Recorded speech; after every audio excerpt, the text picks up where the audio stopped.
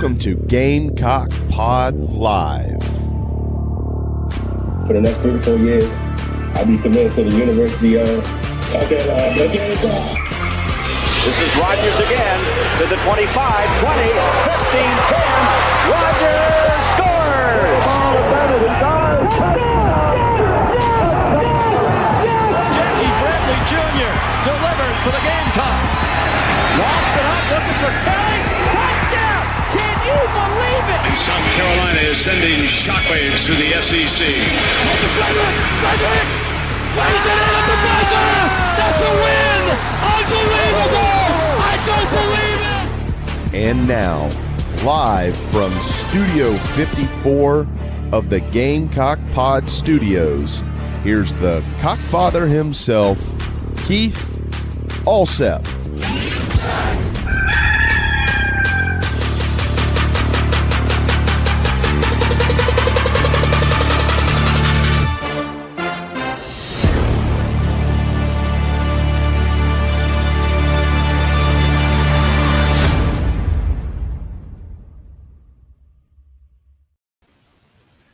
All right, happy Thanksgiving, everybody, and welcome into Gamecock Pod Live for November 26th, show 1897 as we approach 1900 episodes. We've got a great show for you today. In just a minute, we will be joined by my good friend, Ben Breiner. We used to call him Ben Prime because he was the first Ben at Go Gamecocks and the state. Now doing special work for thebigspur.com, breaking it down like nobody else. But first, let me tell you about my good friend Chris Payne, the owner-operator of Nana's Porch, the award-winning full-service catering company servicing the greater Charlotte area. Nana's Porch should be your go-to for all your catering needs, whether it's a banquet, a wedding, a corporate event, a birthday, graduation, or engagement celebration, whatever the catering event that you may have coming up, Nana's Porch has got you covered. So go to the homepage, nanasporch.com. That's NANASPORCH.com. Get in touch with Chris Payne. Tell him the good folks at Gamecock Pod Live sent you. You'll love it. I guarantee it.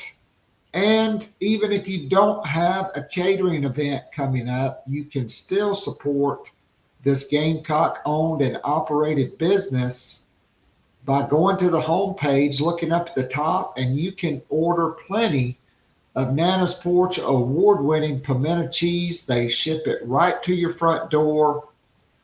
Both great flavors, smoky jalapeno and the regular flavor, are available.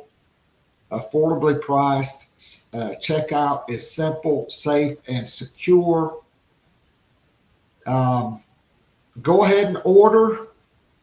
You probably won't get it in time for this weekend's slate of college football, but you can certainly have it for next weekend when you have the conference championship games. All right, just a couple of news and notes before we get to Ben, who is hanging out in the green room with J-Lo and Paula Abdul.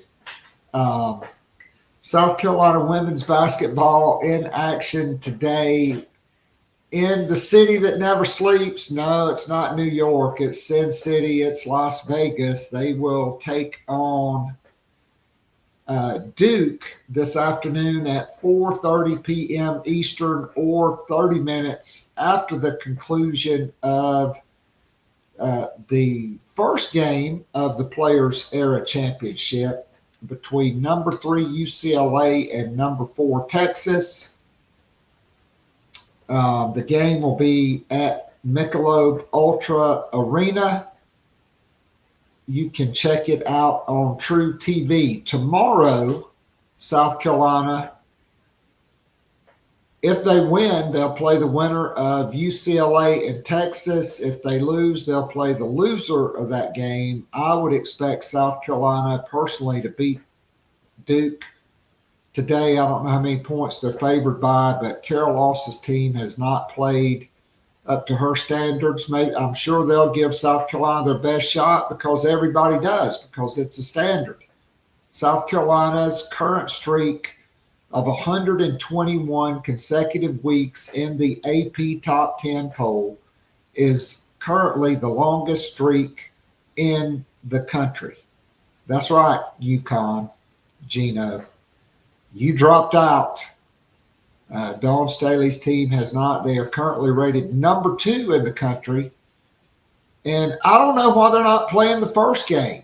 They're the highest rated team in the event. Maybe because it's on the West Coast and you'd be playing at 11 o'clock in the morning. Maybe that's why. Could be a law. I don't know.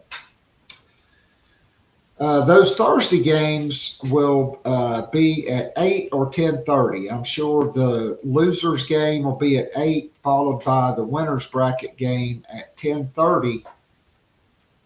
If you're not in a turkey coma, maybe you'll be able to stay up and wait for that. All right, as we all know, Saturday is the 122nd meeting between South Carolina and Clemson. That game will kick off at noon. It will be on the SEC network with Taylor Zarzour and Matt Stinchcomb. Gamecock Alyssa Lang will be on the sideline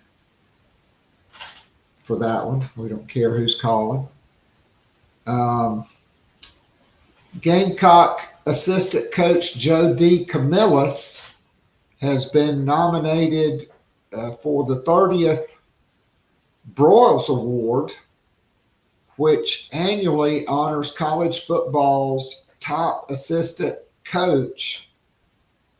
There are currently 63 nominees in this year's class, selected from approximately 1,500 nominees across 131 FBS programs.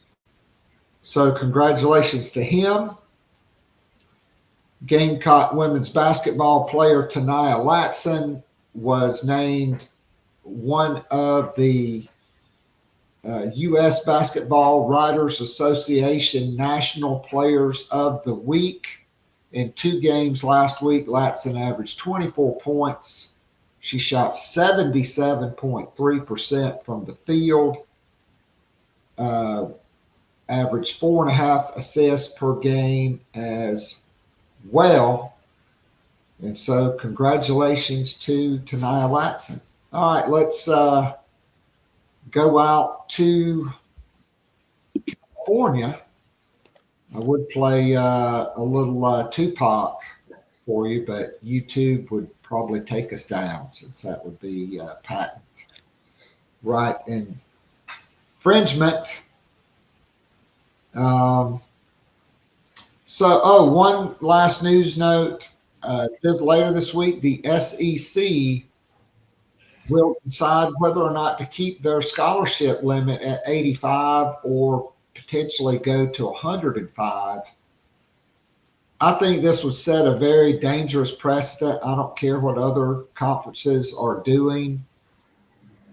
If you are not one of the top 3 or 4 or 5 programs in the SEC, you don't want those other teams to have 20 more scholarships, because they'll just hoard all the players that could be starting for you. They may not even be dressed out for them. And with that, we say happy Thanksgiving to my good friend Ben Breiner, great friend of the show all the way back to 2019. And Ben, I'll never forget, I'd come home to go to a game and was recording with Eric Kimry at whatever the name of that bar and grill was right by the stadium and the state offices. My good friend Brad Loing was there. Hmm. And you just hit me on the shoulder and completely surprised me to say hello.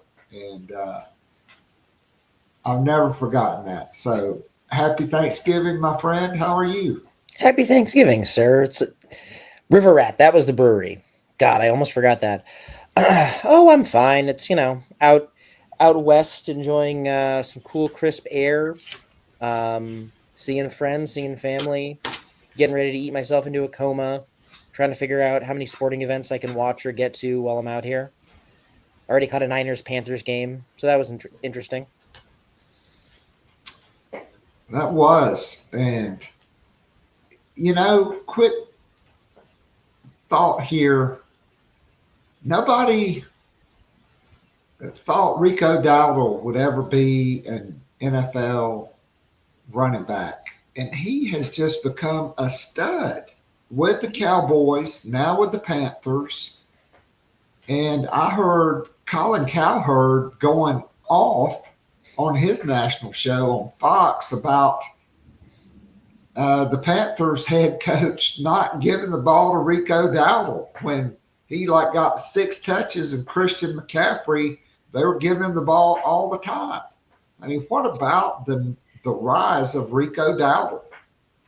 It's been crazy, and it's funny because you look back and whatever roles he had at South Carolina, the problem was never that the offense didn't feature him enough. It was that he was often hurt, and then they ended up having a bunch of running backs, and it wasn't like you were like, well, you can only put the workload on him because, again, he kept breaking down. But yeah, I mean, I remember watching him all the way back in that freshman year and thinking, this kid's pretty good. And it just feels like every space he's gone, you have those moments when you're like, yeah, that kid's pretty good. Though, honestly, the Niners need to stop giving McCaffrey the ball so much. It's too much. They don't need to do that, and yet they keep doing it. I was sitting with friends in the, basically in the sky, and watching him take the handoffs for the game closing drive, just running out the clock. And it's like they have another professional running back. Yes. And also, it's not like Christian McCaffrey is aces with ball security. He fumbled it at least once earlier in the game. I don't know. You know what? Kyle Shanahan gets paid a lot more money than I do to make decisions that I don't agree with, and that's how the world works. I mean, look, let's just face it. Football coaches are not that smart. They've all been hit in the head too many times, and they've been out in the hot sun for too long. And I have a lot of thoughts on that. I do respect Kyle Shanahan, but didn't they have a 3-touchdown lead? Was it 27-6 or 21-6 or 7 or something like that? Why not put in another guy? Why waste your franchise player? I mean, honestly, I didn't even agree with Shane Beamer's decision to play Lenora Sellers in the third quarter against Coastal Carolina. But then again, I hadn't really agreed with a lot of Shane Beamer's decisions, and I don't make $8.3 million a year.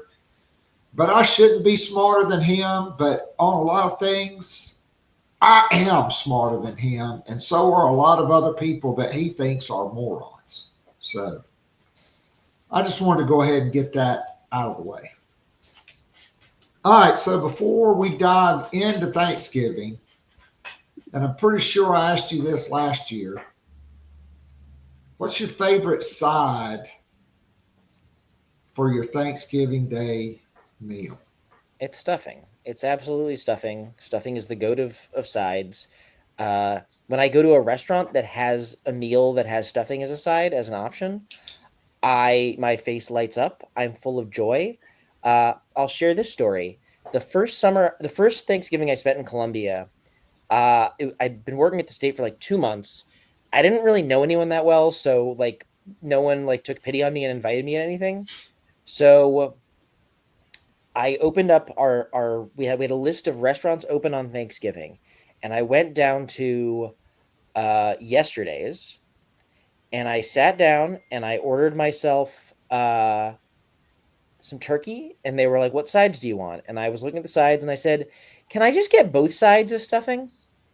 And they were like, yeah, that works. R.I.P. Yesterday's. What a place. What a time.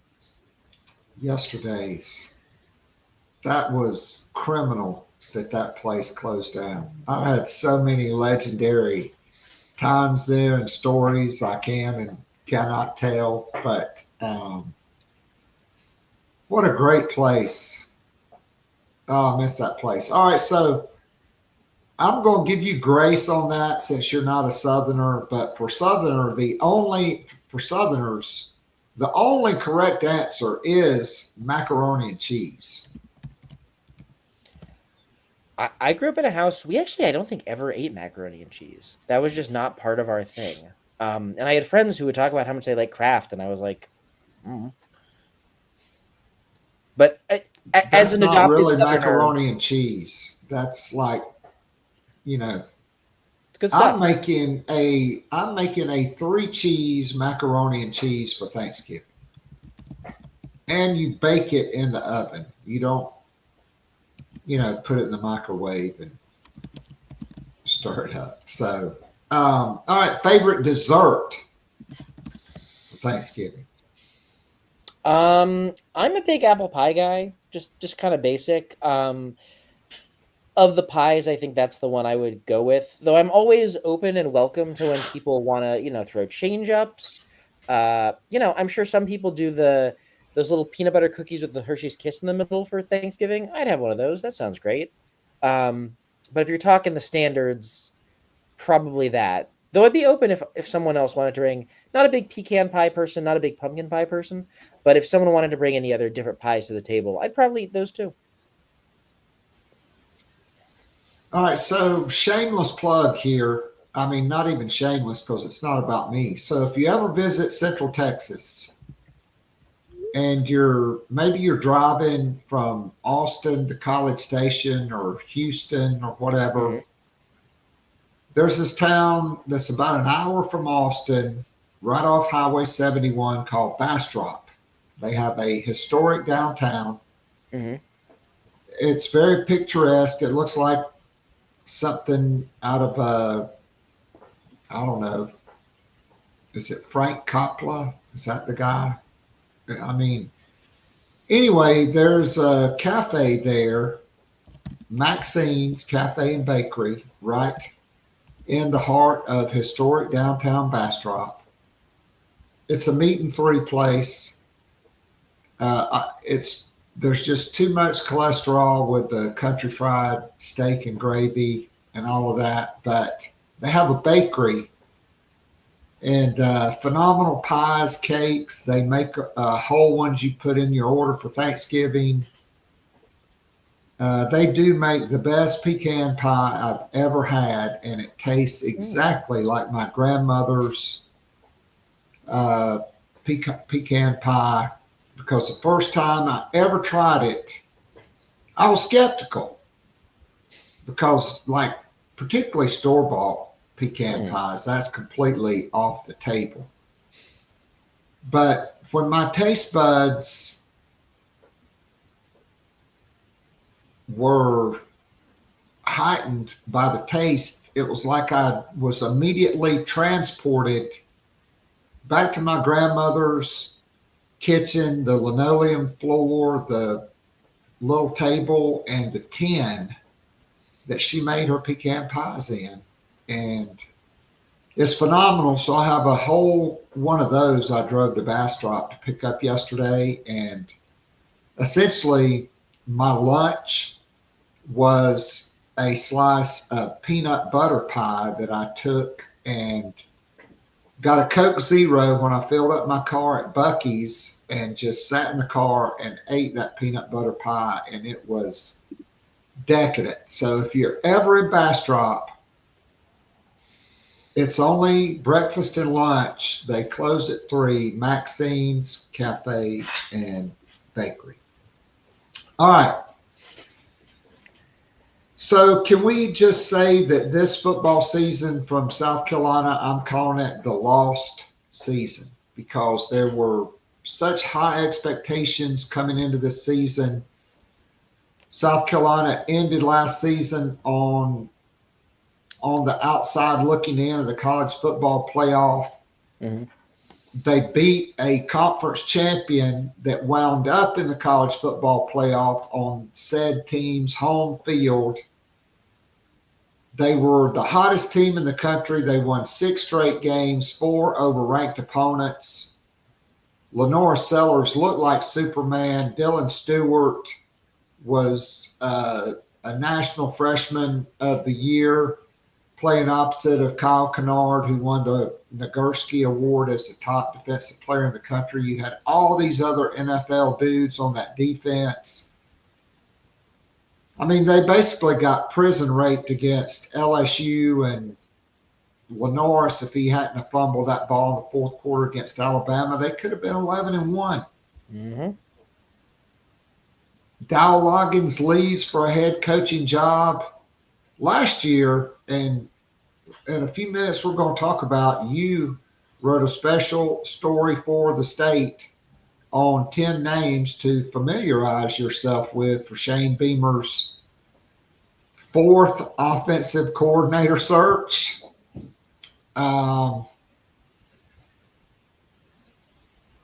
Ben, I think last year, outside of a handful of elite guys at elite programs, Shane Beamer could have hired just about anybody in the country, and they would have crawled over dudes and thrown them off of the road down a cliff to get to Columbia to be able to coach. Lenore Sellers, Michael Smith, who was like a freshman All-American. You had your top 4 offensive tackles back, Nick Harbor. Mike Furry had just signed like a bevy of highly recruited wide receivers. Van Drevis Jacobs was coming back. Jared Brown was coming back. You know, you had Trevon Ball and Marquis Anderson, who were highly recruited guys. I mean, it seemed like the perfect time to go out and make a big-time hire. And this year it's going to be a lot different because you're either going to be 4-8 or 5-7. And instead, this is the analogy I've made, and then I'm going to hand it off to you. You had Superman, okay, because that's the way Lenora Sellers was playing at the end of the year. We can throw on that Clemson tape, and not just the last drive, but on several long runs. Guys turned down contact. They got the hell out of the way because they didn't want to get trucked by the guy from Krypton, Superman. And Shane Beamer could have basically hired almost anybody, and he hired the only guy that was Lex Luthor that could have that just brought in a 2-ton container of kryptonite. And Shane Beamer let him do it. Every single week you saw the confidence go down, the accuracy go down, him being chained to the pocket like Superman, being chained in a room full of kryptonite. How can you explain that? I mean, I think from an outward perspective, going back to last year, I think there was a certain logic to the hire. It made certain kinds of sense. And especially in terms of familiarity and comfort with Lenora Sellers, it seemed like they theoretically had a good relationship. I don't know. But it was one of those, it strikes me as one of those things, and I'll compare this to, I'm a Wisconsin alum. I've watched a very weird coaching situation with them, and they hired a coach who seemed right, and a bunch of stuff hasn't gone well, and it's sort of not clear if this is like an AD's job to have the feel for what's coming. And I think that's kind of the situation you have, Shane Beamer in, where you're hiring a guy that checks a lot of boxes you theoretically think are good, and it's on sort of the head coach to be able to read some tea leaves a little bit in terms of, what you can get him to do, Because in theory, you tell him, just keep doing the stuff we're doing, keep coaching and developing Lenora Sellers. Like, it's not like Mike Shula had never run an offense before. And then, and I don't know a ton of the details behind the scenes, but Lord, it just went sideways in about 17 different ways. Some tactical, some just development. You know, part of a quarterback coach's job is to get the quarterback in the right mindset and get them playing well. And Mike Shula did not do that, clearly, like the results we see. I think it would have been interesting in terms of going out for a swing last year, just because I'd be interested what Shane Beamer would have wanted from that. I'd also be interested what Lenora Sellers would have wanted for that, because obviously in this current modern era, you're not exactly held hostage by your player, but like, if there was an offensive vision that Lenora Sellers didn't agree with, Lenora Sellers was in position to potentially go say, who else wants to put an offer in? And that in my mind is always a concern. I don't know the back end about how he's locked in, but it's been a very strange one to watch, because again, like, I don't think Mike Shula at his base is completely unskilled enough to do this, but whatever was happening behind those scenes was not it. And you end up with this season that I still feel is very strange, because if they are 7% better and can flip 1-2 of those other games, you go from playoff contender to 7-5, and that isn't fun. But going from playoff contender to 7-5, like, there's something there, and going from playoff contender to 5-7, there's a lot less there. And yeah, just real messy all around. I mean, honestly, if South Carolina's even 7-5, I think you still got to fire Mike Shula and Lonnie Teasley. Like, probably, yeah. South Carolina, Lonnie Teasley should have been fired after 2023. It was recommended to Shane Beamer that he fire him. He was going to do that. Then he changed his mind. It was recommended last year that they do that, and he paid a price for that. And not many coaches end up firing even one assistant coach during the year. But Shane Beamer's now fired 2 assistant coaches during the year, both on offense, and the 2 guys that were the only 2 guys, except for the Alabama game when the writing was on the wall, that controlled the game plan, that put in the run game, the pass game. And there was even red lights going off at Mike Shula's introductory press conference when he talked about Lenoris needing to stay in the pocket more. And it just seemed like, even though he had just coached Cam Newton and that he had been in Buffalo with this guy named Josh Allen, who makes a lot of chunk plays out of the pocket, just off script plays, just like Lenora Sellers did, he decided, nope, we're running it up the middle every time with Rasul Faison or Oscar Attaway, even though Faison is not a run it up the middle back. We're not playing Jawarn Howell, even though he's the best back on the team. We're not giving it to Matthew Fuller, even though he just outran the entire LSU defense for a touchdown. We're still not going to put him in. We're just going to play these guys. We're going to run it up the middle, and we're going to keep Lenoris in the pocket. And that is coaching malpractice. And what's worse is Shane Beamer said every week at his press conferences, which you were at or you watched on YouTube just like I did, oh, I'm in the offensive meetings, I'm in the quarterback meetings. We go through the play sheet on Friday nights at the hotel. And he did nothing to change that. And so now, if I'm Lenore Sellers, and more importantly, if I'm Lenore Sellers' dad, we better be involved in this coaching search. And if you don't pick the guy we want, we are definitely getting the hell out of town, because we're not letting you screw up another year of my son's career. That would be what I would be thinking if I was Lenore Sellers' dad. That is probably the case, and I'm going to be interested to see how, once the regular season ends, what kind of things start leaking out, what kind of information we start getting, especially in terms of like different offensive styles, what kind of looks, because there's the names that we're all talking about. And the thing that I'm most interested in is left field names right now.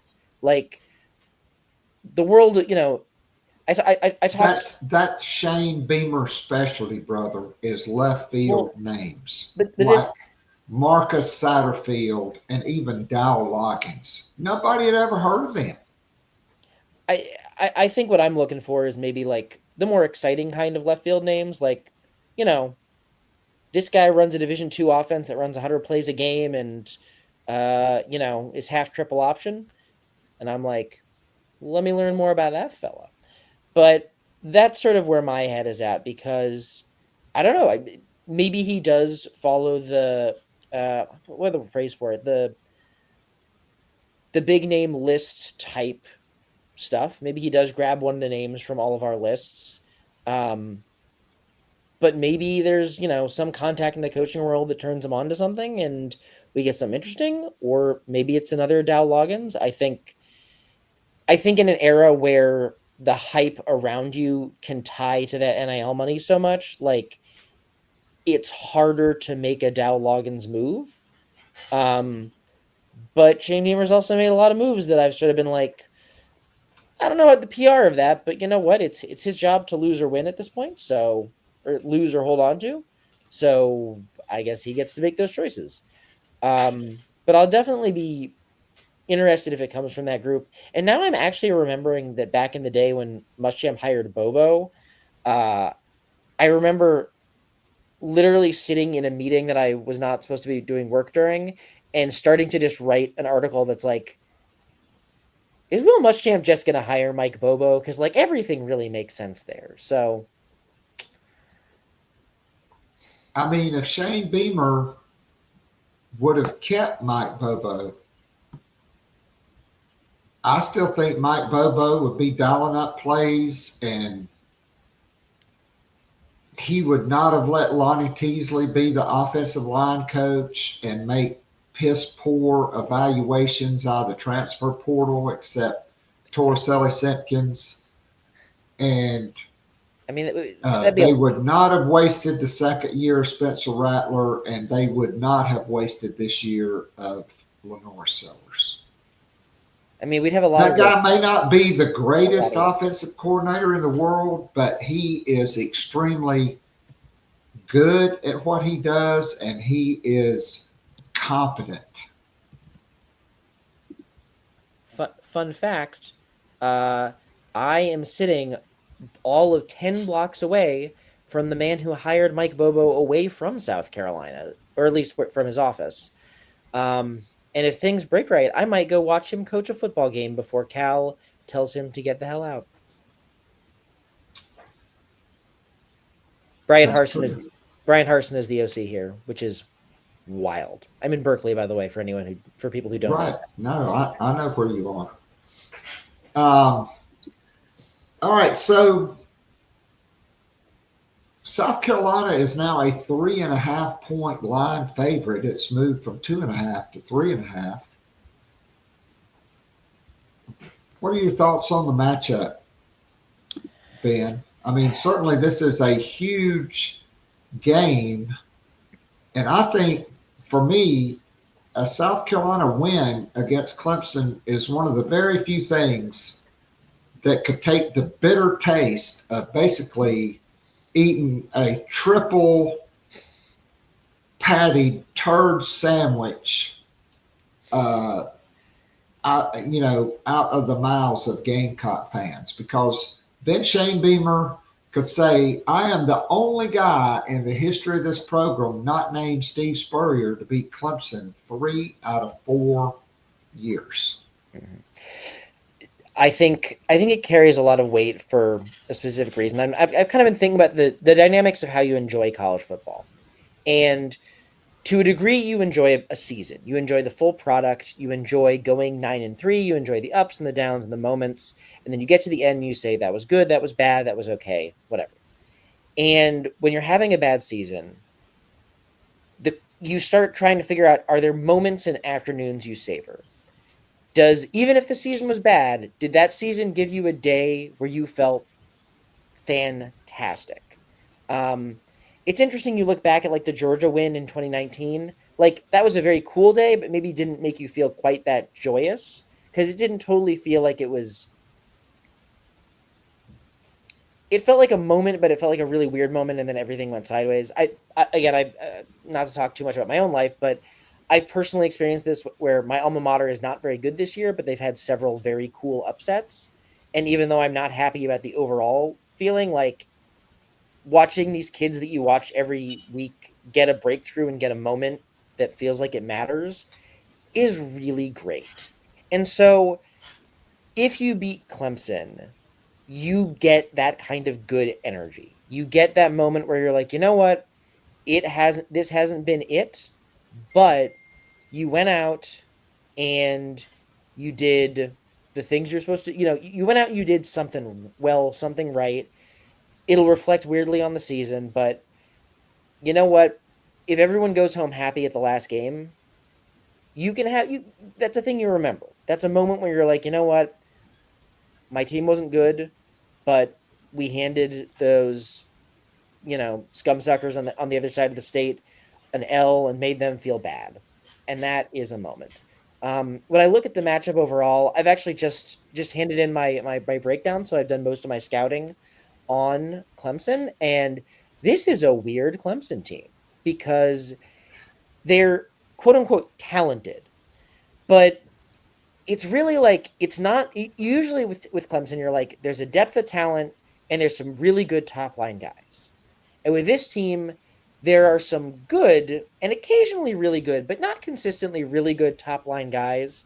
And the depth is just fine. Like they've got 2 good receivers. They've got pretty good, maybe not unbelievable running back. They've got Kate Klubnik for everything his ups and downs. Their line is whatever. Their defense, the defensive front is very vaunted, but then you watch it and it's good at times. It's okay at times.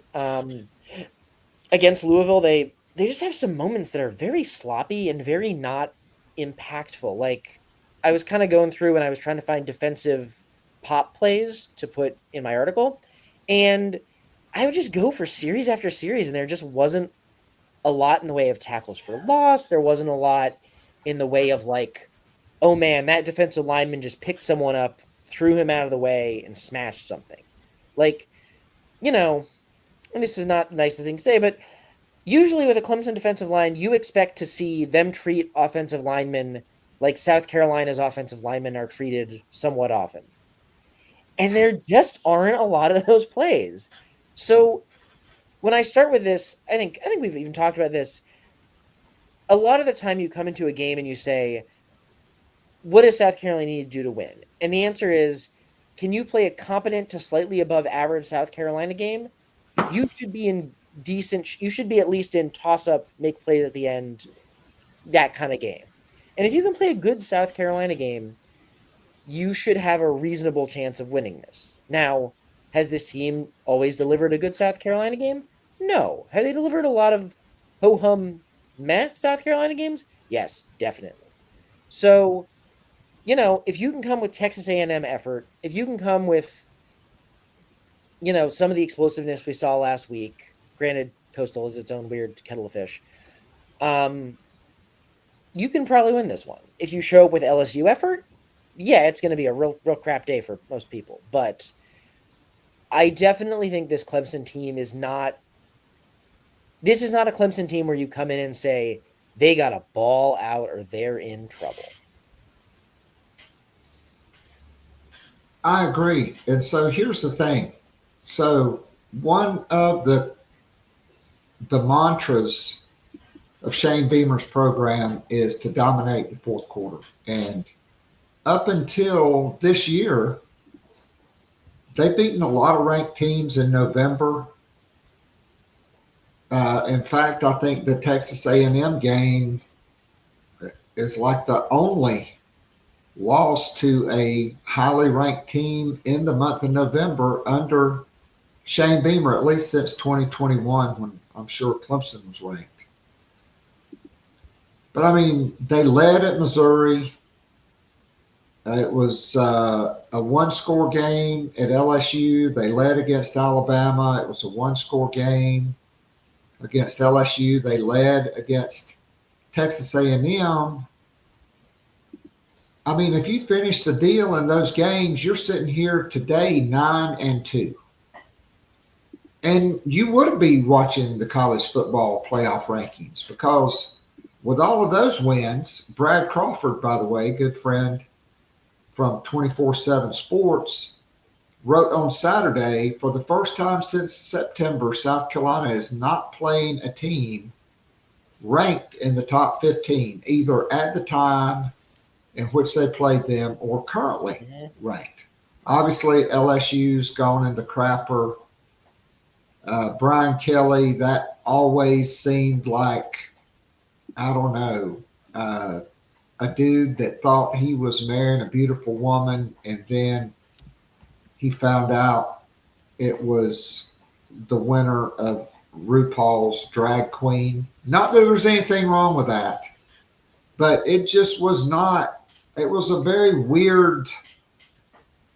It was just very weird. Like if he would have left Notre Dame to go to Penn State or Ohio State or Michigan or someplace like that, it'd have been a lot better fit. But they have played great teams. I was at the Alabama game. They absolutely snatched defeat from the jaws of victory. They've done it multiple times. And so, by all accounts, this should be a close game. If South Carolina is at home, I mean,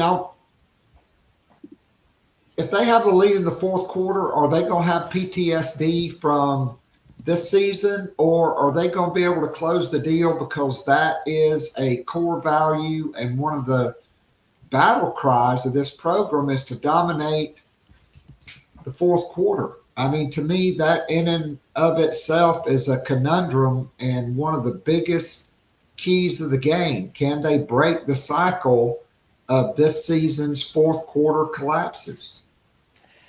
Yeah, it's an interesting question, and I think I talk about this idea a little bit after the Texas A&M game, which is people get very into the idea of plays called and probably don't think enough about the idea of plays made, in the sense that like you can draw all sorts of stuff up on a whiteboard, and maybe you'll scheme someone open, but the fact is, people have to go out there and make things happen. Like the two big touchdowns against Texas A&M were perfectly nicely designed plays, but what happened was people with talent went out, executed them really well, and then did stuff with them. You know, like you can design a streak ball to Vendrevious. I can't actually pronounce his name, to Mr. Jacobs. Vendrevious Jacobs. Vendrevious Jacobs. Gray You can for design short. streak balls for him all day long, but he has to get those steps, and Lenora Sellers has to put the ball in his breadbasket. And a lot of the time in those fourth quarters, it has felt like people, whether they are receivers, whether they are running backs, whether they are offensive linemen, whether they are Lenora Sellers, not doing enough to make those plays. And that is sort of the key there. Like that's gut check time. I'll never forget. I was talking to our mutual friend Eric Kimry at one of those podcasts, and I was talking about, trying to reveal more of the play calling and trying to feel more of the design and trying to reveal more of the little stuff. And Eric told me, basically, he said a lot of that is overrated. And he said the stuff that you as sports writers write about people's resolve, people's constitution, all that kind of stuff. That's another thing that matters, and we don't talk about a lot. The idea that, like, you might not be bigger or stronger than Peter Woods on a given play, but that doesn't mean you can't run your double team correctly and move him out of the way and create a lane that turns a 2-yard Rasul Faison run into a 7-yard Rasul Faison run. And that takes you from 2nd and 8 to 2nd and 3. And maybe that means you're in a better position. And yeah, it seems like you can talk about, broader, like maybe a malaise at points with this team where it was maybe getting in its own head a little bit, because I think we've talked about, like, the potential and ability is there for a lot of these players, and they haven't been able to bring it out of themselves, and their coaches haven't been able to bring it out of them. And if it comes down to it, that's football. Does a team show up in the right moment to make the right plays? Last year's team, if they had been 15% worse in several fourth quarters, they would have been, 7-5, 6-6? But they weren't. And that's how the history books get written. And, the history is going to get written about this game. And if it is tight in the fourth quarter, they're going to have to make those plays, or hope Clemson is extremely sloppy and doesn't make them, which also very possible, because this team is some of the defense against that Louisville team was wild bad. Well, and I thought just Louisville, they snatched defeat from the jaws of victory in that game. All right, so what about the Mike Furry factor? Because South Carolina's offense, 6 of the 8 quarters in which he has run it, has really looked like we kind of thought it would look, with explosive plays, with good run plays. Mike Furry and Sean Elliott, I think, have insisted that the best 2 running backs on the team, Jawarn Howell and Matthew Fuller, get most of the carries. There's still some Rasul Faison, but I think Lenore Sellers, even though he's not playing perfect, because I think he just still has the Mike Shula PTSD of, like, sometimes just not throwing it away. Just basic fundamentals. It's 4th and 16 against Texas A&M. I know Nick Harbour was on the sideline, but brother, you got to throw it up to somebody. You can't run for 6 yards and step out of bounds.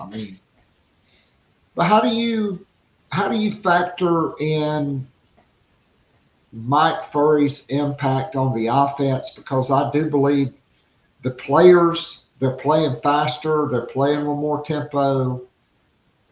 He's getting the ball out on the perimeter quickly to very talented wide receivers, even though they're very young. And Vandrevis Jacobs, by the way, against Texas A&M, Lenore Sellers dropped a 51-yard seed to that dude. That was impressive. But then there's been the Missouri game where he had Mazeo Bennett on a busted coverage wide open for a walk-in, and he missed him by like 5 or 6 yards. You can go back to the A&M game. They had a great little design to clear a slant on a 3rd down for Jacobs, and he just missed it bad. Yeah. In terms of play calling, I think they're going to a few more things that I think you've seen in the past that Fury likes. It seems like they're doing a few more RPOs, spitting the ball out a little bit better. It's a little hard to tell because that Coastal defense is really one of the worst defenses I've ever laid eyes on. They are so bad in space and so bad in tackling, and it's just you can run whatever. Like, I honestly think, and I know Gamecocks fans will probably disagree with me on this, I think if Mike Shula was calling that game, they're still in the low 40s at minimum, because I think you can. I think 30 max. I think you could have run a lot of stuff and that ball would go. That being said, it does feel like, just sort of watching, it does feel like the change has has energized people a little bit. You're getting a few more plays out of people. You're getting, in the first half against A&M, there were like some very well blocked, like inside zone runs. And that hasn't been a given. It hasn't been perfect. I think Shed Surratt has been a little more up and down than we've probably talked about, but I think I think they've shown a little more verve and a little more life after that change. And that verve and that life gets you playing harder, gets you making more plays. I think sometimes you need a change in voice. And I think that the change in voice has been modestly beneficial. I don't think it's changed the world. I think it's been modestly beneficial. It's been a nice thing. And I think I'm sort of interested to see what it can kind of get out of them in this last game. All right, so the message board mafia, that's what we call them, because I just have a podcast and a weekly town hall, and we do the YouTube live, no message board, because a lot of those guys really don't know a damn thing about college football. And so now you have all these people jumping up and down on a soapbox or being convinced Mike Furry is going to be the next offensive coordinator at South Carolina. And, let's make the case for Mike Furry. I think there's no case. Even if he scores 50 against Clemson, I just don't think Shane Beamer can make that hire. Maybe he would name him co-offensive coordinator. We're getting ready to get to your list, which, by the way, my list and your list, I call them the killer bees. There's a lot of dudes that are either their last name starts with B or their first name starts with B. And I like a lot of them. I just think, number one, Mike Furry is not a quarterback coach. You need a guy that is going to have the cachet and the track record that Lenore Sellers will say, hey, this guy can get me to where I should be this year, which is maybe on the stage in New York for the Heisman and in the green room at the NFL draft, waiting to be a top 5 or top 10 pick. Shane Beamer also has an athletic director that did not hire him. I think it has to be a quarterback whisperer, developer kind of guy that is going to run a much different offense than South Carolina has run. Air raid, up tempo. There's guys that have Graham Harrell and Lane Kiffin and even Mike Leach background that I think are in this search. And so to me, Mike Furry is needed to be the wide receiver coach to develop Jaden Sellers, Donovan Murph, Lex Cyrus, Malik Clark, Brian Rowe, Saquel Patterson, who's coming in, Jacobs hopefully will be back, Nick Harbor, who, by the way, does not get enough targets on a weekly basis. That's another thing about Mike Shula that just absolutely sucked balls. And they ignored Michael Smith, and he went to the transfer portal. Don't even get me started on that. But if you were an odds maker, what are the odds that it is Mike Furry? I just don't see it. It feels like a long shot to me. I think I think it's hard to do an internal hire after an internal hire goes super sideways. Now, Shane Beamer, for the many things he is definitely a person who cares less about the appearances than a lot of coaches. He definitely is pretty good saying, I'm going to cut my own path. So that's always a possibility. I think it's a hard sell to your boss. I think it's a hard sell coming off that. And it's a hard sell because also you put yourself in a position where you're saying, I thought I had a good offensive coordinator on my staff, but I actually had a different, better offensive coordinator on my staff, but I didn't give him a chance. Like, the energy is very weird on that front. So, like, I didn't include him on the list that I made, in part because I talked it over with the editor and was like, do we want silly internal candidates or like curveballs? And the answer was, not really. And I didn't really want to do that because I don't. Obviously, it could end up that way, and it wasn't a prediction list, but I'm just a little skeptical it would happen until it actually happens. And it seems like a hard sell. Again, Dow Loggins seemed like a hard sell. So maybe the odds are a hint higher than I think. But ultimately, like, if you're hiring for your job, you want the right guy, but you also would really like to have him fire people up.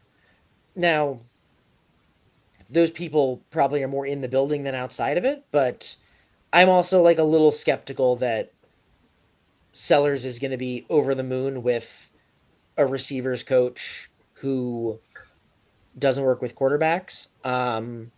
And, you don't necessarily want to sign a coach just on the whims of one player, but you can consider it. Probably good to have some fresh perspective. And I think sometimes fans get very attached to their people, and they're like, well, if we don't hire this person, we'll lose them. And it kind of speaks to a lack of perspective that like these coaches know a billion other coaches, and Shane Beamer can call a lot of people and say, hey, who's a good wide receivers coach coming up in the P5 level that needs a break? If Fury were to not want to stay, if there wasn't a change. And I think Fury's a very good wide receivers coach, and I think he has a very good energy to him, and you'd hate to lose him, but ultimately, we saw that we had the Brian McClendon experience, and we realized that because you seem like you might be that thing, you might not be that thing. And yeah, I'm not ruling it out, but I don't see a ton of logic in it. And that's no slight to Fury himself, who I think probably is going to be someone's pretty decent play caller before too long. Just maybe not here. All right, so let's go through some names and maybe in alphabetical order. A lot of them are killer bees, is what I call them, because of that Braves lineup with Sid Bream and Belliard, and I don't know, there were 2 or 3 others. And Carolina's pitching staff that was probably Ray Tanner's team that got beat by Louisiana Lafayette in Super Regional. They had the killer bees too.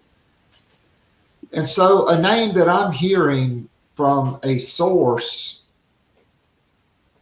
who used to be in the building with ties to a lot of people that's still in the building is John David Baker. All right, and I'm going to tell you there are multiple reasons why I like John David Baker. One, he has 3 names. He fits the profile. He is a white male between 25 and 45. He could be a serial killer. And honestly, South Carolina needs a killer. I'm being facetious here, but metaphorical. They need a killer play caller. And he has 3 names. That is the part of the FBI requisite for being a serial killer. They all have 3 names. I guess except Ted Bundy, but who's counting? He's 35. He's in his 2nd year at East Carolina. They're breaking records. He was at Southern Cal with Clay Helton and Graham Harrell, air raid background, and he spent 3 years with Lane Kiffin at Ole Miss. 2 of those, he was a co-offensive coordinator. So he's intimately familiar with that offense. To me, all of those things are very appealing. Plus, he was a college quarterback. He's coached quarterbacks. He's in North Carolina. That's the recruiting footprint for South Carolina.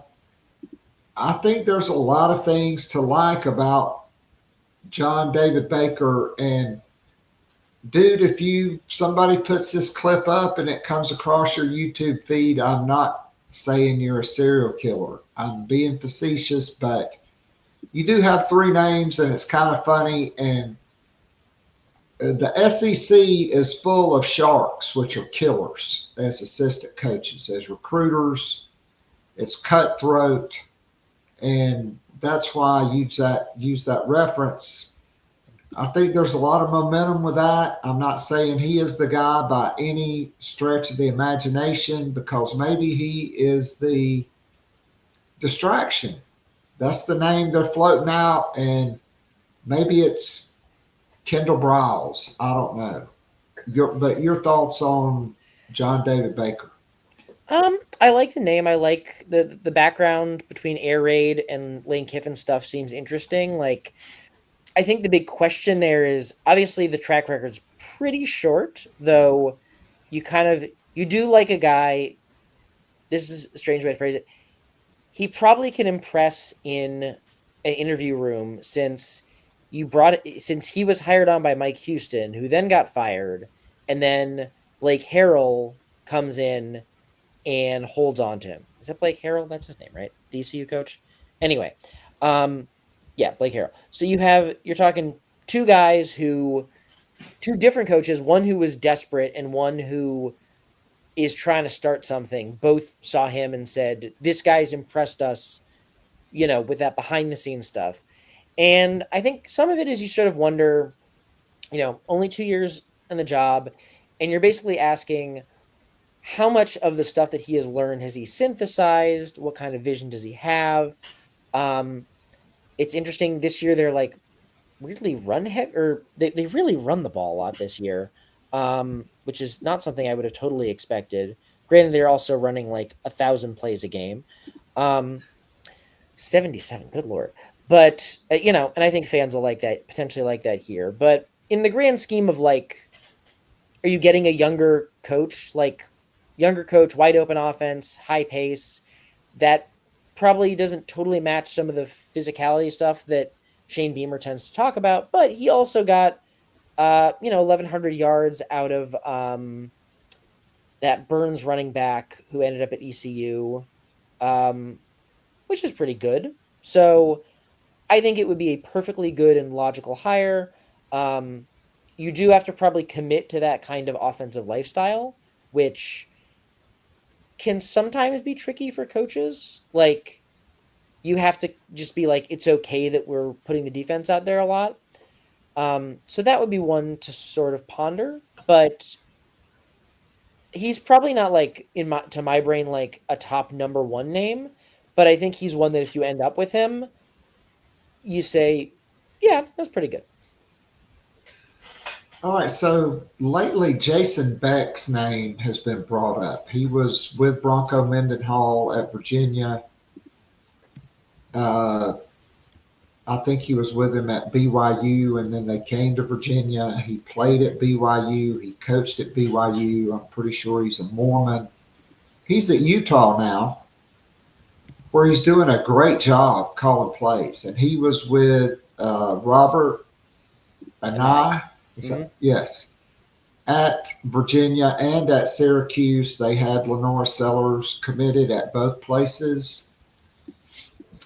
Last year, I guess there was some talk about Kyle Whittingham retiring. I just don't know if he does. I think, honestly, that dude is probably the most underrated head football coach in America, Kyle Whittingham, without a doubt. I think he's top 5 in the country, but not a lot of people would put him on a top 5 list.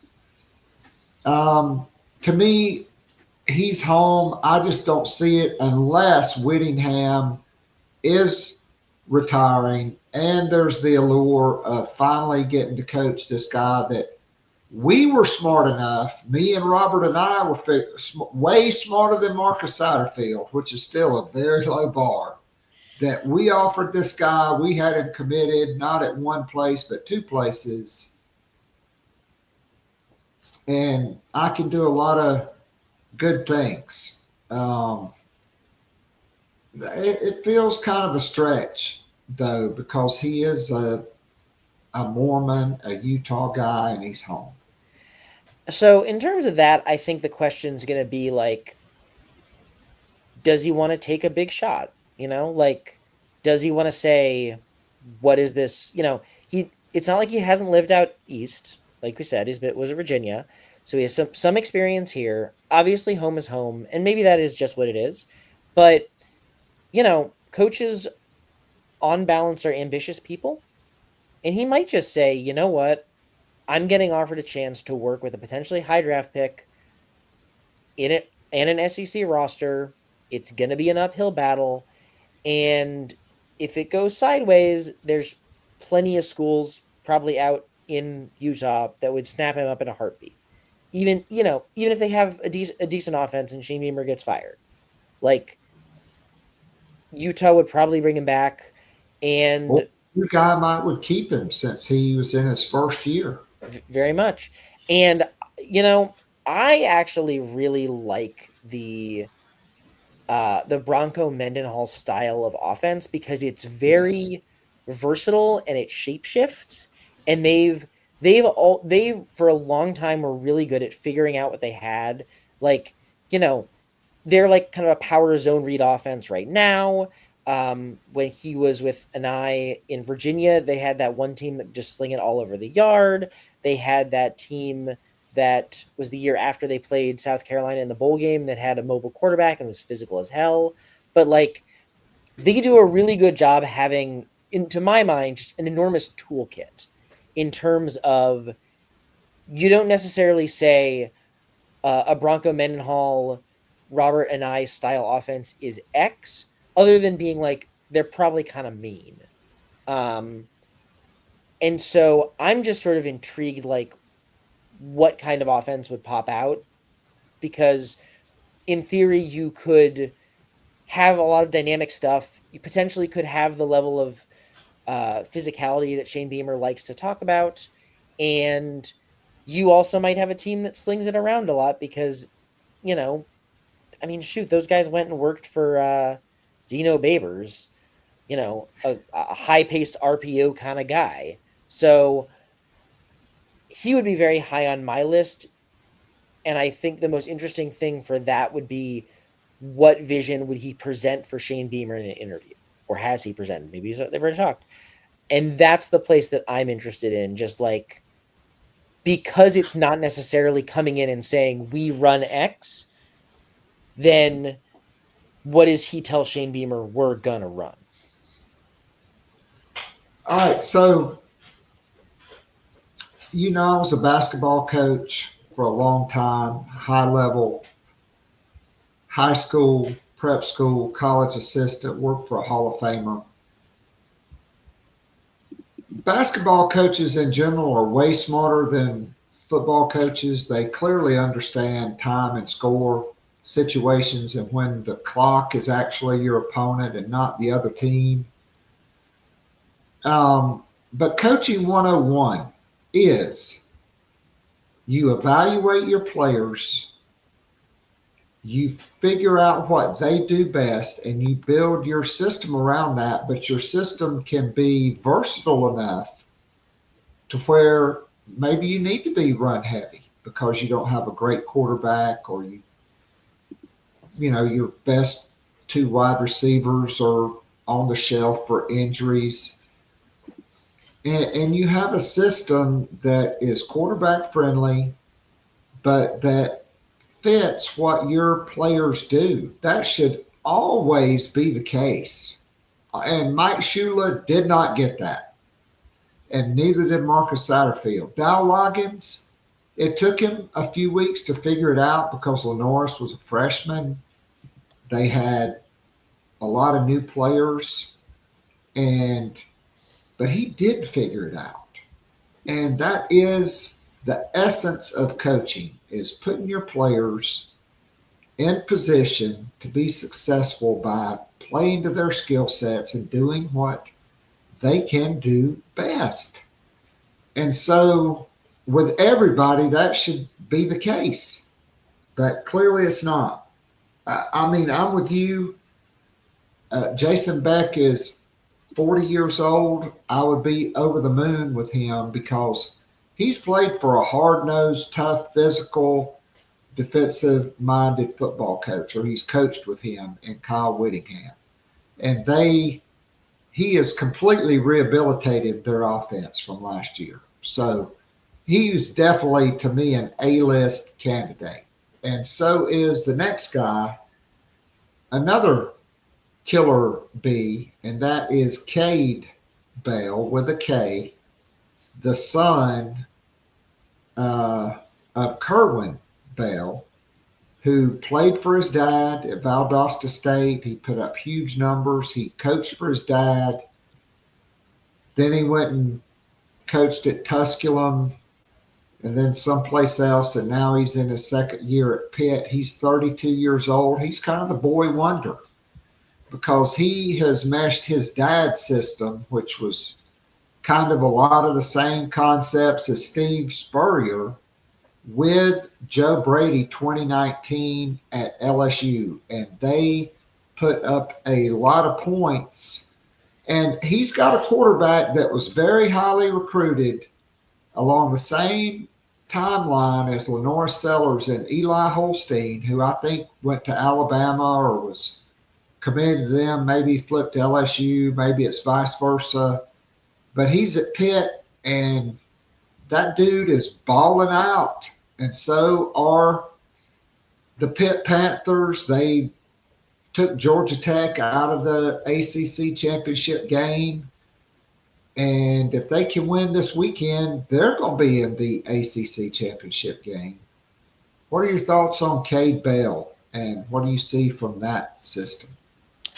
I like what I see. It's definitely a little pass heavy. The most interesting thing to me, and this is probably like kind of a subtle soft skills thing, is the fact that he, as young as he is, has been able to create or to install this offensive vision under Pat Narduzzi is really interesting because, like, Pat Narduzzi is a coach who sees good, fiery offense and is like, let's tamp that down a little bit for the most part. So the idea that he can flourish and build this offense within a Pat Narduzzi thing tells you something about an ability to work with people. And that is very interesting to me from a staff standpoint, from an approach standpoint. Clearly they love slinging it all over the yard. And, you know, a guy who, learning from his dad, a guy who, you know, took a lot of Spurrier principles and ended up at Valdosta State a bunch, like, that's throw heaven for a background. You'd be a little concerned with questions about, you know, what does a run game look like under him? But I mean, I don't think you can go wrong. It's probably that with that run game factor in the SEC, it's probably maybe a little higher variance gamble. Like, if you end up in a tough spot passing and you can't run the ball in the SEC, like, stuff's going to go sideways real fast. But I think it's a pretty worthwhile one. I think, again, it'll take a little more chutzpah to do. But if you end up doing it, I'm real interested. I like him a lot. All right, so another killer bee, Jonathan Brewer at Duke, doing a great job there. It's from the Gus Malzahn, Rhett Lashley tree. I like what they do. Honestly, and it's Duke. I mean, Kevin Johns too. I mean, nobody's talking about him, but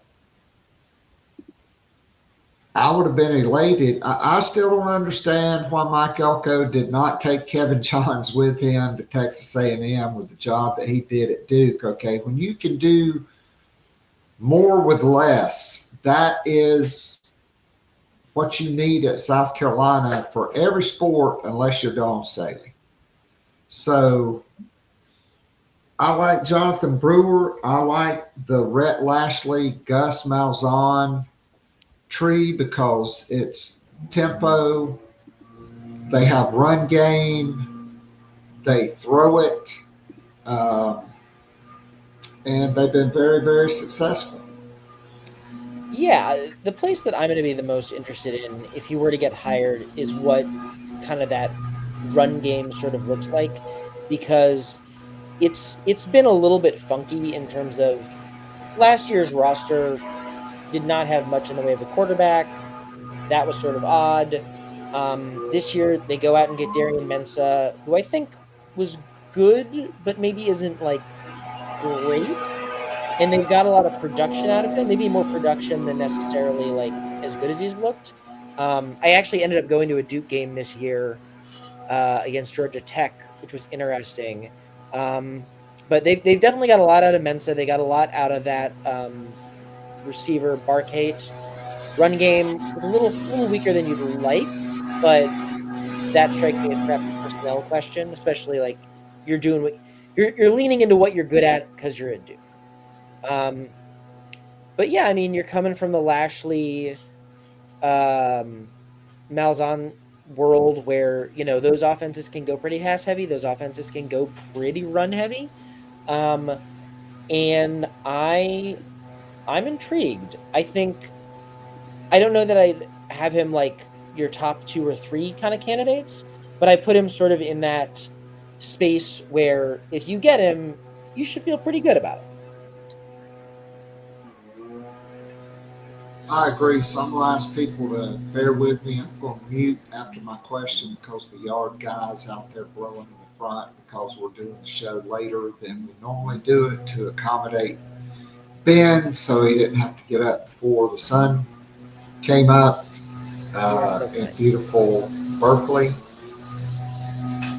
So a guy that's not on your list, but a guy to me that is worth visiting because of the situation at TCU and the fact that there's a relationship with Jeremiah Donati is Kendall Briles.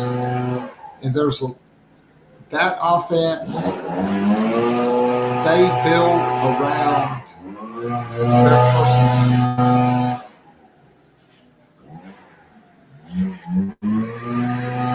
They try to blow people away like blown out of your. Just tell me about Kendall Briles and maybe this guy will be gone. I mean, obviously Kendall Briles comes from his dad's tree. Has bounced around a lot. He probably has one of the most unusual tenures of any coach in his time at Arkansas because they were running. I talked to someone who basically said the bones of what Arkansas was running when they were that big power team with Rocket and that big old quarterback whose name is escaping me. They ran the same. The bones of that scheme are the same as the bones of the Tennessee scheme, but it's adapting to personnel. So you really like that fact. I think it's always going to be it's always going to be a funky sell because on the one hand, he is a Briles and you have all that nonsense behind it. On the other hand, he's been around and he's run a fair number of good offenses. I think this year's TCU offense is maybe a little less bombastically successful than you would like. The consistency has been sort of an issue. Yeah, they're under 30 points a game now, which would give me a little pause. Their quarterback absolutely sucks at TCU this year. This seems quite probable. And then, that can open up interesting questions in itself. The space that I don't know is, I don't know where he's considered and I don't know what he's looking at because if Sonny Dykes doesn't push him out, does he feel like he's in the catbird seat? Does he want to come to try to take on this challenge? Because I had been for a while putting him in what I would call the Buster Faulkner zone, which is he going to try to jump for a smaller head coaching job, or is he going to wait it out and hope that someone who can say, I'll give you 40, 44 and 5 stars to work with, is that school going to call him? Because, if I'm an offensive coordinator and I have a position to take over a Georgia, an Oregon, a Penn State, like, no offense to South Carolina, but if someone says you get all these tools, or they say you can come to South Carolina where you have some pretty good tools, but not all of them, and you're coaching for someone else's job, that to me has long felt like a tricky sell. And so that's the place where I kind of put that. Like, if you can get Kendall Briles, if he says yes, you probably have to do it. You'll live with some of the, you'll live with some PR stuff to work through. It's football, that's life.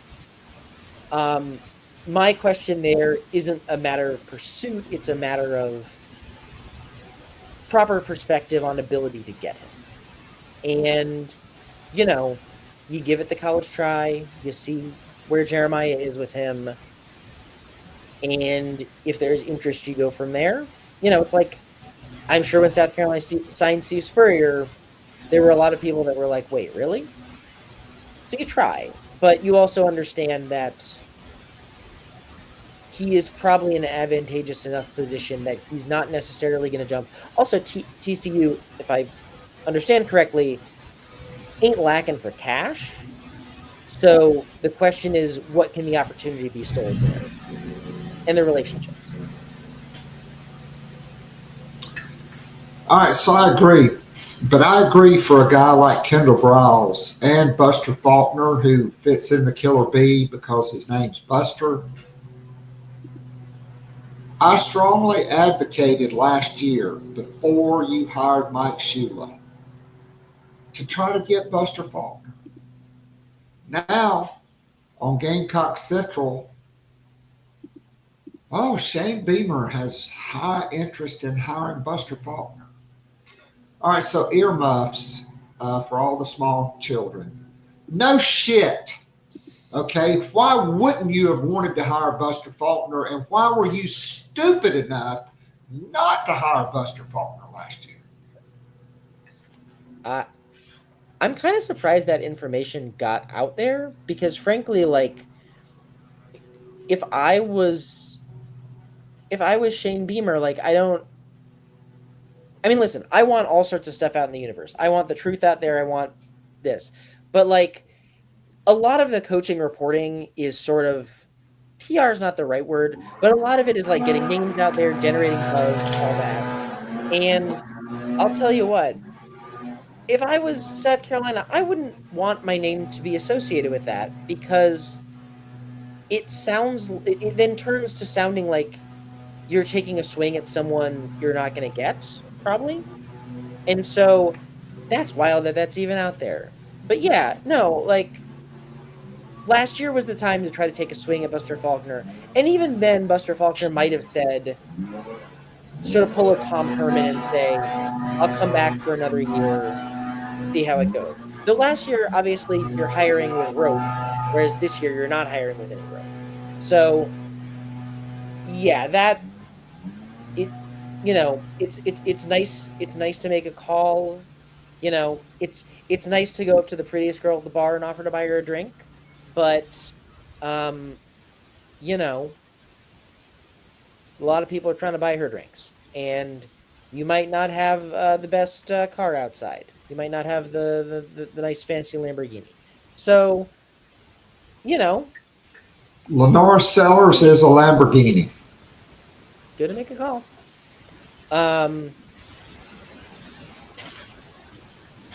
Yes, but in the current shape, probably a trip to the shop for a lot of things overall. Not Lenore specifically, but just the overall program, job, etc. I mean, I agree. He's got to be deprogrammed. He's got to have the diagnostics. He needs a guy that can rehabilitate him, give him his confidence back, help him play with freedom, with the wild abandon. I think Furry has started that process, but I mean that's the thing. And here's the thing that Shane Beamer has not allowed. Like this year, some of these guys are going to have him bent over a barrel. Like Kendall Briles is at a minimum going to say, I'm bringing my offensive line coach and I'm replacing this moron that you hired to be your running backs coach that's yet to sign anybody out of high school. And I'm bringing Jimmy Smith because those guys know my system. And Beamer may not go for that because he's pretty arrogant and he's pretty hard-headed. And that's why, to me, those are the reasons why it won't be Kendall Briles, even though, honestly, nobody's mentioning Kendall Briles' name, which I think is a good thing if he would consider that deal. All right, so the last guy I'm going to ask you about is not going to be Brad Glenn, who is a killer bee, who's always worked for an Appalachian State guy everywhere he's been. Satterfield, Mark Spear, Sean Elliott, now back with Satterfield. But not a killer bee. And I don't think a guy that's on your list, but a guy that I mentioned first. And then my guy, J.C. Sherbert, talked about him, which tends to make me think he is involved. And that is Seth Dagey, who was a prolific quarterback for Mike Shula at Texas Tech. I'm pretty sure he's the guy that hit Michael Crabtree with that winning touchdown pass in the biggest game ever played at Lubbock. Maybe it was Graham Harrell. I can't remember. But he is at Arizona. They are putting up a lot of points. He is an air raid guy. He is a younger guy. He'll be 38 next month. He's also been with Graham Harrell and Clay Helton and Lane Kiffin. And he has clearly ran his own offense at Marshall. And now he's running it with great success at Arizona. And to me, he's a very intriguing guy. I watched them against Baylor. And, their head coach is a great defensive coordinator, and he just had no clue on how to stop them. What are your thoughts on Seth Dagey? I mean, he played the position at a high level. He's coached them up everywhere he's been, and he's put up big points. And he's worked for guys that have air raid concepts, and then Lane Kiffin, not air raid. I mean, some air raid, but a very diverse offensive system is what I'm trying to say. I would say that I'm intrigued and still trying to kind of get sort of a feel for it. The resume is it. You like the influences, recognizable name, seems like people respect and like him. For a lot of these guys, the resume is a bit short, and this is one where I'm still trying to kind of piece together how I feel about it. Like, there is some diversity. Last year's Marshall team clearly was a little bit more of kind of your quarterback run game zone read team. And they managed to get kind of not super high volume production, but pretty efficient production out of a zone read quarterback. This year, he goes to Arizona. He's got a quarterback who I believe is 1,000 years old. I'm pretty sure I feel like Noah Fifita may have been playing when I was still a full-time sports writer. That's not true, but it feels that way. So is he older than Oscar Attaway or Rasul Faison, though? Or Diego Pavia? not Faison, but it feels like he's inherited this very seasoned quarterback, and a part of me is like, okay, how do you separate a very seasoned quarterback from that kind of pass heavy offense this year? But I also think Brett Brennan's a hell of a coach, and am impressed with that turnaround. Frankly, when Arizona hired Brett Brennan after Jed Fish, I was like, I think Arizona upgraded. That might be just because I'm a Jed Fish hater. Who's to say? But I feel like it's a bit of an upside play. It's a bit of a like we haven't seen a ton, but we like enough of what we've seen to say we think this will work. And in some ways, that feels like a very Shane Beamer kind of move, because he does tend to say the resume might not be this way, but we believe in X, Y, and Z. That may make a bunch of your listeners cringe the way I said that, but I'm intrigued. I think he would be a solid get. Maybe I'm a little lower on him than some, but that isn't to say like I'm like this is a bad idea. It's more like I'm less sure at this moment about it. But, you know, if you hired him now, it would have at least as much juice as any other Shane Beamer offensive coordinator hire. And maybe that's faint praise, because honestly, and this is a thing that, you might just drop me off the feed right now. I think the Mike Shula hire had the most juice of the three, and I don't know what that says about it. But he is also 61 and going through a divorce, and still there are some juice. accounts that there was a lot of anxiety and breaking out in sweats before games, and Actually, I think he also had the personality of a cardboard box. that reminds me of I was having a conversation, this was years ago, with a source who had been in a different building and was working with an offensive coordinator who had done some good stuff and then got hired to be sort of a part of an offensive brain trust, and it was going very badly. And he said that he had talked to someone who just walked by this man's office and saw this man, who's ended up being like not really successful, but like semi-successful since, and just was like, that man was just sitting in his office staring at his laptop with a face that said, oh God, what have I wandered into here? And when I read some of the reports about Shula, my brain kind of, and I don't know, I haven't talked to anyone who saw that, but my brain kind of jumped to that moment of like, sometimes a person finds themselves in a position and they thought it would go one way and people thought it would go one way and it just hasn't. And those are the risks in this profession. Nothing is guaranteed. People are still people. And sometimes something looks okay on paper and the soft skills don't work. And I think that's going to be an interesting part of this hire is going to be Shane Beamer seems like a guy who believes he can read some of those soft skills. And in addition to whatever a resume says, can he do that to the level that, gets this thing to go right? Yeah, I don't know. So last night, good friend Jordan Kay, one of your predecessors, is it predecessors? At Go Gamecocks in the state, Jeremiah Donati officially said Shane Beamer would be back next year as the head coach of the Gamecocks. Why do you think you would? I mean, I have theories. I want yours first. Why do you think they make that announcement on the Tuesday before the Clemson game? And I bet we're going to have a lot of the same theories, but I want yours first. I mean, I think there were a lot of rumblings that maybe Shane is coaching for his job, maybe this and that.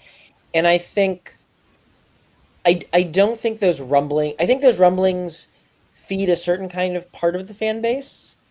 And I think they don't feed a lot of the other fan base. I think they create sort of they create some instability, they create questions. You're fielding conversation with players. Players are going to tell their agents to look around more. I think you want to try to head that off of the pass, and especially because if you don't do anything about it and then you don't fire him anyway, then you've had all this instability, and all the people who want to fire him are even more angry. So you might as well just rip that Band-Aid off right off the bat. And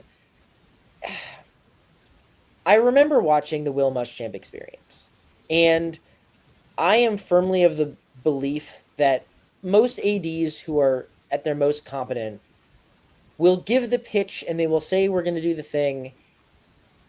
And then you get to the end of the season or the moment that it actually becomes nut cutting time and you figure it out.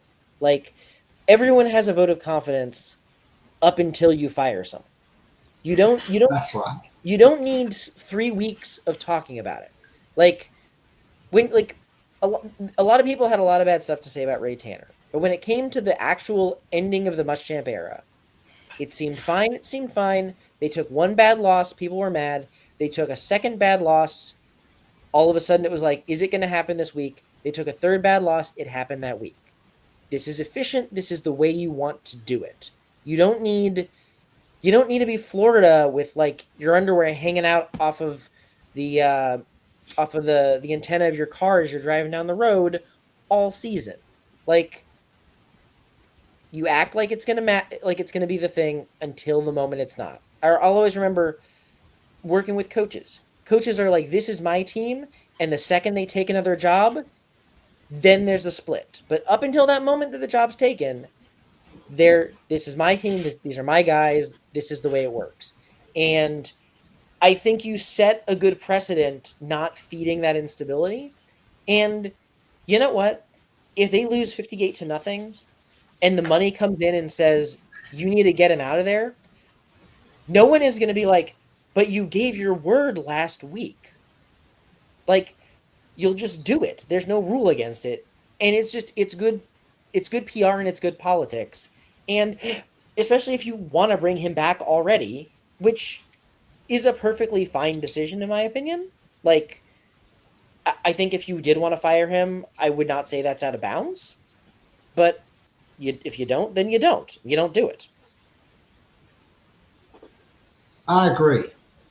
Because if they lose like 49-0 or 58-0 or 45-13, there could be a different result on Sunday. And honestly, I'd be going to Arizona. I'd just send the big plane out there and say, just bring virtually everybody. I mean, although I would say, hey, I'm going to give you $2.5 million a year to go hire Blake Baker or DJ Durkin if he doesn't get the Auburn job or somebody like that. And we'd really like for you to keep, unless Clayton White and all of those guys want to stay, then we'd really like for you to keep them. And we'd like for you to keep Mike Furry, and we need to find a place to keep Sean Elliott. But to me, it came down to three things, okay? You're trying to flip three guys right now. Carson Baker, who was the number one running back South Carolina had for this recruiting class for 2 years. He was going to visit June 20th. He committed to Florida the week before that. He shut it down. He's coming to Columbia. National Signing Day is December the 3rd. Landon Duckworth, Darius Gray, Jazavian Currents, Zion Giles, Saquel Patterson. They've got a lot of highly touted guys they're still trying to flip. 5-star defensive end Zion Ely and Julian Walker, whose dad is a former Wisconsin, I think, player and strength coach or assistant strength coach at Wisconsin, and who I think could be the next head strength coach at South Carolina. I could see that being one of the tweaks Shane Beamer makes, to have a new voice going into year 6. And you'd really like to get all of those guys. Plus, you're trying to hire an offensive coordinator, and you've got to hire a tight ends coach, and I think a running backs coach, because even though Marquell Blackwell is light years ahead of Montario Hardesty, I would say the only running backs coach in the history of South Carolina worse than Montario Hardesty was Madre Hill. So I think in addition to the OC hire, you got to hire a running backs coach and a tight ends coach, and some guys are going to want to bring their O-line coach, I think, and for player retention. So to me, recruiting, keeping the recruiting class together, trying to flip some guys that they know Shane Beamer's going to be there unequivocally now. For the guys that you're trying to hire as offensive coordinator, they're not waiting around saying, well, shit, dude, I don't even know if you're going to be here after Sunday. Why should I take this job? And then, player retention, because guys are going to start going into the portal immediately after the game, even though the portal doesn't open until January. And so, to me, those are the reasons why. And like you said, just to quell the negative recruiting, the naysayers, and all of that. And having said all that, I think South Carolina should beat Clemson. I mean, they played 5 of the top 6 teams in the SEC. The only one they haven't played is Texas. And other than Oklahoma and Vanderbilt, because Lenora Sellers got injured, they battled every one of them into the 4th quarter. And there's a lot of really good players on this roster. And I do think the culture and the brotherhood that Shane Beamer talks about was on full display after a crushing, demoralizing defeat against Texas A&M. They bounced back, albeit against not really a good team. They showed up. They didn't just go through the motions. They flew around in all 3 phases, and I think they're going to do the same this weekend.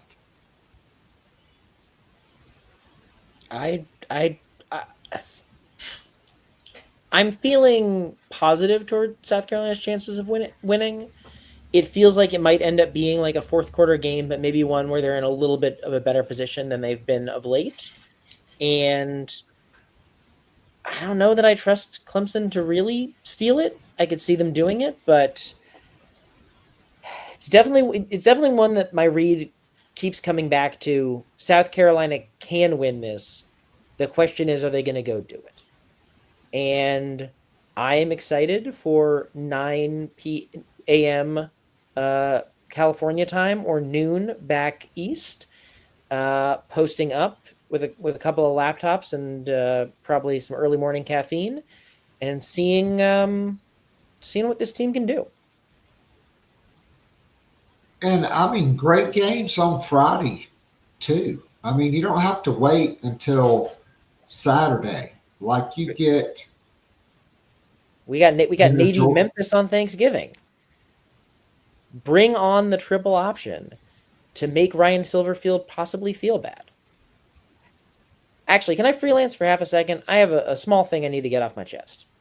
Absolutely. This is not related to the University of South Carolina as it goes to coaching openings, since, as we said, Shane Beamer is where he is. But right now, reports are starting to trickle out. I don't know if they're true yet, but that Arkansas is going to hire Alex Golish. And if that is the case... That's a great hire. If that is the case, I am very impressed at a number of second-tier jobs that are landing candidates a tier ahead of them. The 3 I'm thinking of: North Texas coach going to Oklahoma State, Jim Mora, who I think is a fine coach, is going to Colorado State for reasons I don't understand. And this potentially, if it does happen, Alex Golesh to Arkansas. These are three coaches that if you had told me they landed at better jobs, I would have said that makes sense. And instead, we have this. And I am, hopefully someone does some reporting on it because I am fascinated. We have all these big jobs open, not nearly enough big job candidates, and whoever those places hire, the places they hire from are then going to have to hire someone. Like, there's only one Lane Kiffin, there's only one John Summerall. Florida's going to have to hire someone. Alex Golesh or the North Texas coach. They might end up with Jed Fish. I don't. This carousel is about to get very weird, and I'm excited for it, but I also don't get it. Do you have a couple minutes to just talk about that? Because I want to piggyback off your piggyback. Sure. Yeah. Like, I think if Alex Golesh and Eric Morris should fire their agents because they have really good gigs where they are, and they could get much better jobs a year from now, or maybe even now, because, everybody, a lot of people are thinking Lane Kiffin's going to LSU. Okay, I could see that. It's a top 5 job, and it's not like at Florida where you've only had 2 guys in the history of that program actually win big there, Steve Spurrier and Urban Meyer. I mean, you don't have to be – Ed Orgeron and Les Miles won national championships at LSU, not just Nick Saban. Okay, and Les Miles, his hat was clearly about 3 sizes too tight because it cut off the blood flow to his brain. He would totally mismanage end of games, and somehow they would still win because they just had players. And Ed Orgeron, jambalaya. I mean, come on, dude. Not a great coach. I think Eli Drinkowitz is the guy at Florida. I've heard that's the guy Steve Spurrier wants. That's the one guy I would be scared to death of going to Florida because South Carolina's going to have to play them every year. John Summerall, I think he should get the Auburn job. There's thoughts that maybe he wants Ole Miss more than Auburn. If I was him, I would agree because, again, earmuffs.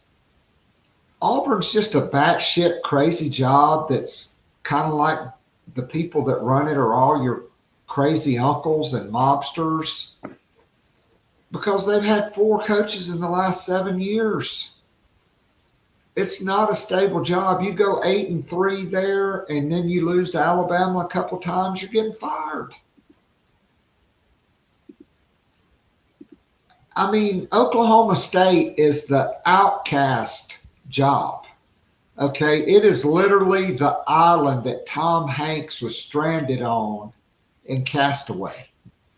The T. Boone Pickens money is not coming back. Eric Morris could be the group of 5 representative, even still this year in the college football playoff, or he could get the TCU job, or if Rhett Lashley leaves SMU, maybe somebody, even though he signed that contract extension, makes him a huge offer. Or maybe what happens is Lane Kiffin waits and then Kalen DeBoer goes to the either Penn State or to the National Football League to coach Michael Penix with the Falcons, and he goes to Alabama. Or maybe Steve Sarkisian says, dude, Arch Manning, I hitched my horse to the wrong wagon. I'm going to the NFL. I'm going to coach the Falcons or the Giants or whoever. Then maybe Lane Kiffin goes to Texas. Then it's just more chaos and much better jobs than Oklahoma State or Arkansas for Eric Morris and Alex Golesh, who honestly, I'd take either one of those dudes over Shane Beamer. I think they are real head football coaches. To me, you watch Nick Saban when Lane Kiffin was his offensive coordinator. When he was not happy with what Lane Kiffin was doing, he didn't wait to do it behind closed doors. He chewed his ass out on the sideline. Shane Beamer stood idly by like he was reading a John Grisham novel on the sidelines while Mike Shula continued to do the same stupid stuff week after week, series after series, and didn't do anything until it was too late. I just think those guys could have waited and gotten much better jobs. I tend to agree, but, maybe there's something I don't know, and maybe it just means that a bunch of big name jobs will get a bunch of coaches that have less juice, and maybe that'll be interesting in its own way. I mean, Josh Pate did say last night there was another guy that was reporting that there was a big name candidate that has a lot of traction at Penn State. That candidate was not named. I'm sure it's not Bob Chesney because I think everybody feels like he could be the guy. But what if it's Kalen DeBoer? I did just see On3 rounded up a bunch of predictions about where Lane Kiffin was going to end up, and one of my favorite writers, Stephen Godfrey, who's a bit of a shit stirrer, he suggested that Lane would end up at Alabama. And, I think that's the job he really covets. And that made me laugh a little bit. I mean, I think he would get that job now. I think Nick Saban would fully support him because he's grown up. I used to think Lane Kiffin's a guy that's going to be day-to-day his entire career, just like Victor Hampton was when he was playing quarterback in South Carolina. But he's grown up. He's valued his family. He hadn't had a drink in 5 years. He looks like $1 million now. He's in great health. He's in a great space, and he's the envy of the college football world because he can basically pick where he wants to go and make more money than anybody else. And all these people throwing hate at him. If you were in his shoes, whether you were a surgeon or a tech bro or a CEO at a Fortune 500 company who had brought in record profits, or a neurosurgeon or an astrophysicist, or name a profession, if all these people were recognizing that you were the best at what you do and they want you for their job and they're willing to pay you more than anybody else in that line or in that profession, I mean, that's a pretty damn good place to be in. Indeed it is. All right, well, that is the last word, my friend. Happy Thanksgiving. I can't thank you for being so gracious with your time. Absolutely. And a great conversation, wide-ranging. And I did have Kevin Decker on my list, even though I didn't talk about him. And I know you had a guy other than Ryan Silverfield that is at a G5. We did mention Dean Kennedy, but there's one guy, Tim Cramsey at Memphis. To me, he's kind of the off-the-wall, left field, under-the-radar guy.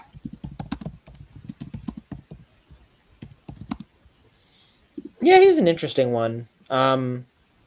Interesting background, kind of memory serve bounce around a little bit, but yeah, I'm definitely interested. And I think most of the names on there, I think I've told some people the Decker thing would concern me because he hasn't quickly jump-started an offense. And obviously that is not a situation this fan base can abide by. in any way, shape, or form. But yeah, I think those are two other interesting names, and I think it'll be interesting also to see, like, there's a bunch of openings, so there could be a lot of movement in the space overall, and you know, it'll be interesting to see where people land. Like, shoot, Andy Kotelnicki's got to end up somewhere. I don't know if it'd be in Columbia, but you know, there's folks out So there. here's my thought on Decker. Hmm. I think he would be the guy that you could get to leave Old Dominion to come and coach quarterbacks and be the co-coordinator if you were just convinced you wanted Mike Furry to run your offense. Could be a chance, but I can't see him being the dude, no. though.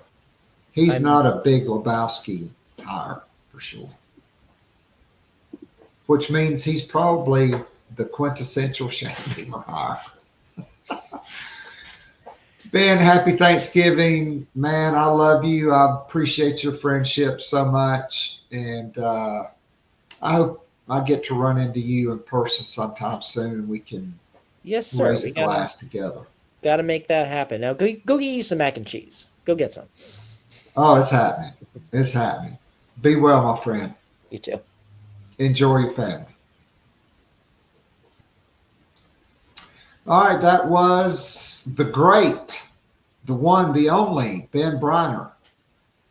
And so happy Thanksgiving to all of you, my Gamecock family, my extended family. Man, we had about a 2-hour Garnet and Black town hall last night. I'm going to give you the same pitch as Josh Payton. I'm not approaching 500,000 followers because he is Mr. College Football, but hit the subscribe on the YouTube channel. Feel free to join our growing Gamecock family from Patreon, patreon.com. So best of luck to all of you, and we'd love to have you join our Gamecock family, the Garnet and Black Town Hall, the Sunday morning after podcasts, and every day, Monday through Friday. So it's easy to find. Patreon.com/Gamecock Pod Daily, all lowercase. You can follow me on Twitter at KAllsep. You can follow the podcast at Gamecock Pod. There's links there. If all else fails, just type it in on the Googler and it'll take you right there. So until next week, happy Thanksgiving. A lot of great college football, a lot of time to enjoy family if your parents are still around. As somebody whose parents have not been around for a long time,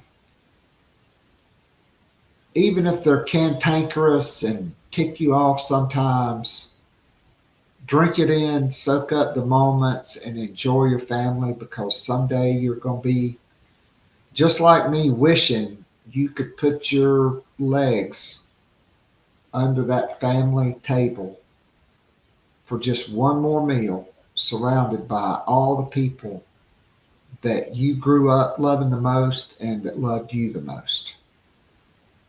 So enjoy your family and friends. There's a lot to be thankful for, and hopefully the Gamecocks do it to the Tigers on Saturday.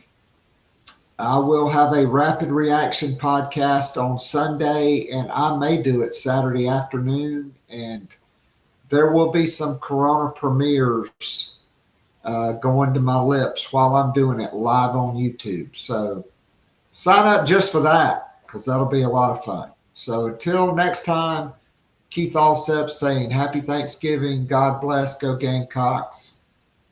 I am out of here.